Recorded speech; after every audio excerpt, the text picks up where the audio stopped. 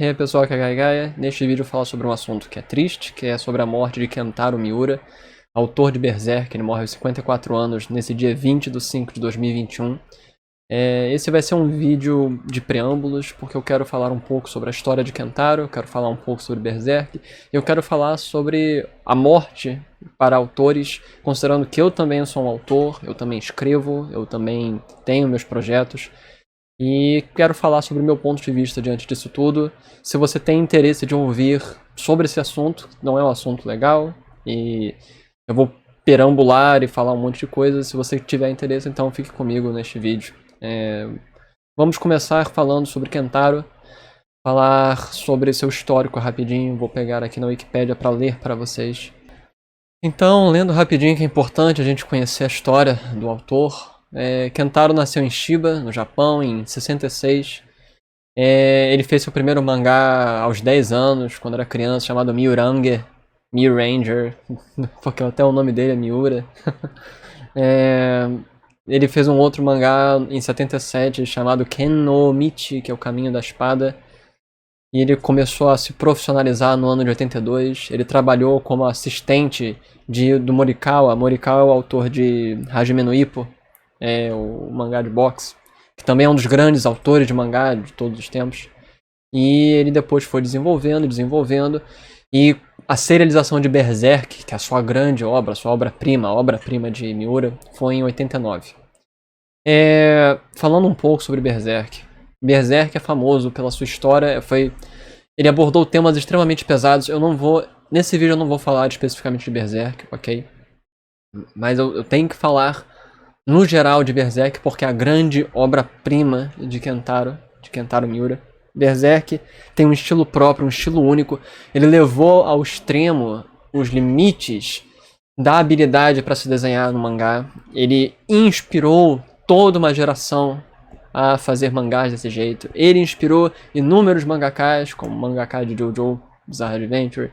Ele trouxe novas ideias de se pensar o mangá. Ele é um dos pais do mangá moderno, com suas técnicas, com suas ilustrações, com seus desenhos, com sua dedicação. E a história de Berserk é uma das melhores histórias já escritas em mangá. Obviamente eu tenho críticas, mas é uma obra sensacional. E sobre isso é tudo que nós podemos começar a falar. Tem muitas elegias e obras de coisas que podem ser ditas sobre o Kentaro, mas isso ficaria até mais para vídeos que tentam fazer uma biografia dele. O que eu quero falar aqui agora é, diante disso, sobre a morte de autores e suas obras. Não é a primeira vez que um autor morre numa obra inacabada, e isso é terrível. Pra mim isso é terrível. Uma obra inacabada é uma obra que não tem o seu potencial finalizado. Nós sabemos, se você é um autor, se você escreve, eu sou um autor, ou se você é um artista, seja músico, seja escritor, escritores principalmente são assim. Uma arte nunca está acabada, você como autor nunca acha que acabou, você sempre acha que pode melhorar alguma coisa, e se você não fecha a obra, ela nunca é publicada. Se depender de nós, a gente nunca publica o que a gente faz. E Kentaro deve ter sofrido com isso. Ele passou tantos anos em hiato, sem produzir Berserk, e depois ele produzia lentamente. É muito complicado quando uma obra se torna parte de sua vida, porque é no caso de Kentaro. A obra era Kentaro, a obra era Miura. Ele e a obra eram um conjunto só. Quando você passa 30 anos, ele passou o quê? 30, quase 40 anos fazendo a obra dele. É muita coisa, galera. É muita coisa. A obra virou a vida dele. E ele morre junto com ele parte da obra. Isso é muito triste, porque a obra existe para além do autor, então ela vai sobrevivendo com ele. Uma obra inacabada meio que não traz... É como se perdesse mais do que a própria vida do autor. É muito ruim isso. Isso já aconteceu outras vezes. Eu tenho aqui uma lista. Uma que é muito famosa é a morte de Puccini. Puccini foi um autor de ópera. E a última obra dele, a última ópera era Turandot. Turandot ele não conseguiu terminar. Ele estava morrendo na cama e ele pegava os colegas, ele puxava os colegas, que também eram músicos, e falava: não deixem meu Turandot morrer, porque ele sabia que não ia conseguir terminar a obra antes de morrer. E ele morreu.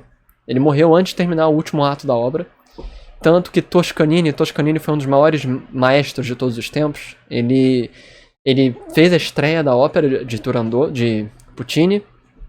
E no último ato, quando estava fazendo lá a ópera, ele parou de tocar, virou pra plateia e falou: a obra acaba aqui, a ópera acaba aqui, porque o autor morreu. E mandou todo mundo embora. Tipo, é um respeito muito grande com o autor. O Toscanini, o maestro, ele quis mostrar o sofrimento do autor de não conseguir terminar a própria obra. Eventualmente, Turandot foi terminado por outras pessoas, mas é muito complicado quando a morte supera a arte. A gente cria a arte, de certa forma, para superar a morte. Quando a gente cria e desenvolve obras, nós estamos criando algo que vai ser eterno. Tem um poema que fala, o poeta, eu esqueci agora o nome do poeta, mas ele fala: vocês que estão me lendo agora, eu não estou mais aqui, mas vocês vão estar lá.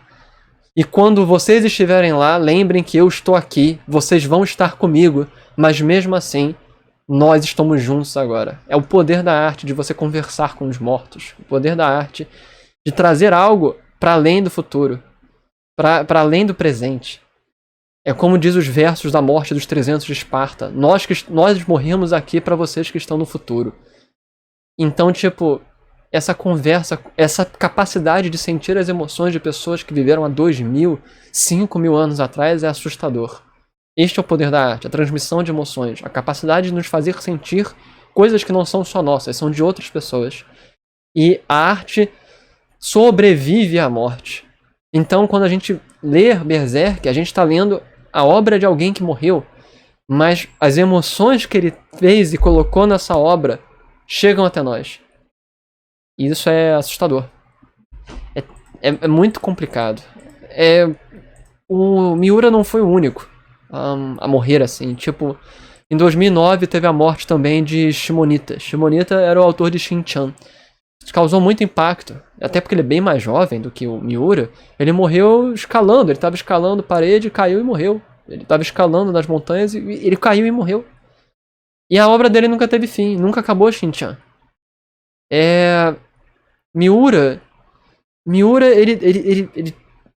ele deve ter coisas que ele escreveu, mas para deixar pro fim, mas é complicado ele não poder terminar a sua própria obra. Eu fico pensando, tipo, em Togashi. Togashi é o autor de Hunter x Hunter, pra mim, um dos melhores mangás de todos os tempos. E ele tá com a saúde debilitada, ele não desenha mais, ele não faz mais um desenho há 3 anos. 2 anos, desde 2019. E tipo, imagina esse cara também morrer e nunca vermos um fim para essa obra. A obra se perde com ele. E tipo, eu falo disso também sendo um autor. Uma das coisas que eu mais temo com a morte, além do óbvio que você não sabe o que tem, né? Você não quer que seja o fim, mas é inevitável. Mas uma das coisas que eu temo com a morte é que, tipo, eu não consegui terminar os projetos. Eu tenho tantos projetos que eu quero fazer. Eu tenho alguns livros publicados, eu tenho algumas coisas em desenvolvimento. O Brasil de Heróis é o maior exemplo disso. Mas eu tenho tantas coisas para serem feitas. Tipo, eu tenho até uma lista pequena das minhas obras: Raudia, Urd, Tenkaisho, Zero Absoluto, Super Dragon Battle, Brasil de Heróis, Rash, Contos da Telúria, Animalia, Fio de Prata, Punk Amanda, Só para Teus Olhos, Abaddon. Isso é uma lista pequena das minhas obras. E é muito complicado imaginar que não dá para terminá-las. É muito difícil. É muito, muito complicado. Vamos agora para um ponto bom. Para um ponto final e bom para este vídeo, que é: as obras, elas não são só dos autores. Isso aqui é muito interessante, é uma discussão teórica muito legal, mas também é uma discussão filosófica para a vida. Quando você publica uma obra, quando você faz algo e publica, torna público, a obra não é mais só sua. É muito interessante, porque se um autor se você quer que sua obra seja apenas sua, seu desenho seja apenas seu livro seja apenas seu, você tem que fazer e manter pra si. Não pode mostrar pra ninguém, nem pra seu irmão, nem pra sua irmã, nem pra sua mãe, porque a partir do momento em que você mostra isso pra outra pessoa, esse sentimento que você colocou na obra não é mais só seu, é também do outro. E ele vai impactar em você. Não é mais só sua obra. Então, é isso que faz as obras serem tão incríveis. Porque você cria fãs, você cria um fandom. Você cria um grupo de pessoas que vai continuar viva. Essa obra nunca morrerá. Você terá, dessa forma, uma obra que se divide entre público e autor. Não é mais só sua. É de todos que estão envolvidos. E se torna uma simbiose. A obra se torna maior que o próprio autor. E não se torna apenas do próprio autor. E por conta disso, Berserk é eterno. Berserk jamais vai morrer. Tipo... Berserk, apesar da morte de Miura, apesar da morte de Kentaro Miura, do autor, Berserk vai continuar entre nós. Porque, como fãs, como seguidores, nós também somos parte dessa obra. A obra se tornou um conjunto entre autor e público. Agora, com a morte do autor, meio que carregamos a tocha de Berserk. Então, enquanto Berserk for lido, enquanto Berserk for visto, Berserk continuará vivo. E considerando que é um dos maiores mangás de todos os tempos, eu imagino que ele vai durar enquanto a humanidade durar. Daqui a 100, 500, 1000, 5000 anos, Berserk. Enquanto a mídia de mangá for lembrada, Berserk será lembrado.